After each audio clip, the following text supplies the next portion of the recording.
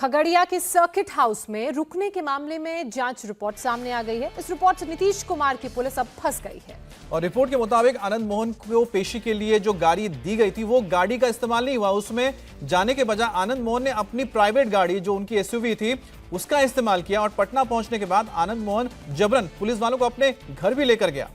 इतना ही नहीं, पेशी से पहले और बाद में बीमारी का बहाना बनाकर वो पटना में अपने घर पर रुका। कई बार पुलिस वालों ने उसे रोका भी, लेकिन वो सत्ता की हनक में सब कुछ करता है और पुलिस मूक दर्शक बनी है, सब देखती रही। और पेशी के बाद वो अस्पताल भी गया। पटना से लौटते वक्त खगड़िया में सर्किट हाउस में रुका, जहां पर आरजेडी के एक कार्यक्रम में भी शामिल हो गया। और पूरी रिपोर्ट में एक बात साफ है कि आनंद मोहन जेल से निकलने के बाद से लगातार पुलिस वालों को घुमाता रहा। आनंद मोहन की सत्ता की हनक के आगे एक पुलिस वाले की नहीं चली। तो देखिए, सत्ता परिवर्तन होने के साथ ही जो बिहार की तस्वीरें सामने आ रही है, जहां पर बाहुबली कानून को ठेंगा दिखाकर राज करने की सोच भी रहे हैं और कुछ ने तो कर भी लिया है, क्योंकि अभी जो कानून मंत्री की बात हो रही थी, जिनके खिलाफ सरेंडर करना है, जिनको वारंट जारी हुआ है।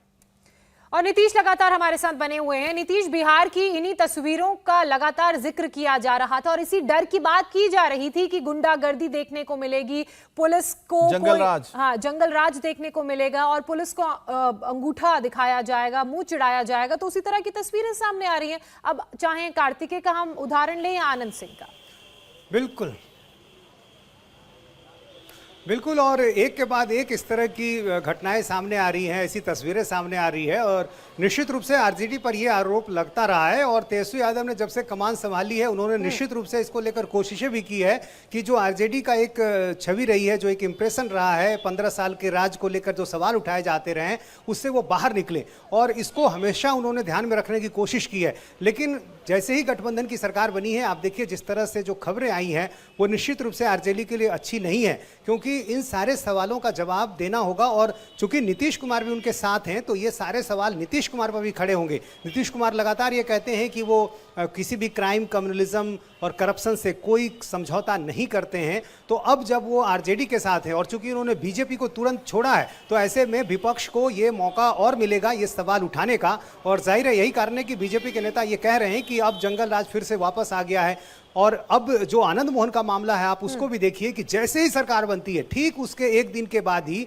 वो आनंद मोहन, जो कि जेल में बंद है, एक डीएम की हत्या का आरोप है, 14 साल से अधिक सजा काट चुके हैं, और वो जब पेशी के लिए पटना आते हैं तो सीधे घर चले जाते हैं।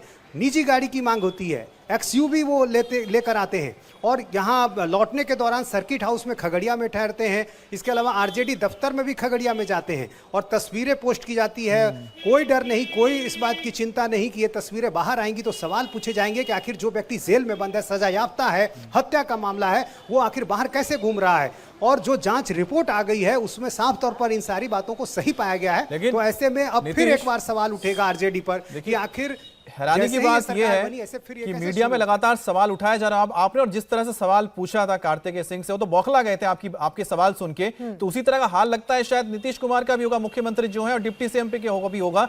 जो जवाब देने उनके पास बनेगा नहीं, क्योंकि आपने जो सवाल पूछे उसका जवाब साफ नजर आया कि कानून मंत्री के पास था ही नहीं। ऐसे में आप देखना है कि विपक्ष इस मामले को किस तरह से जनता के बीच लेकर जाती है, क्योंकि उन्होंने पहले कहा था कि आरजेडी और जेडीयू गठबंधन का मतलब है जंगल राज की वापसी। इंडिया टीवी हर वक्त हर जगह डाउनलोड करने के लिए सर्च करें India TV news Google play store या ऐप स्टोर पर।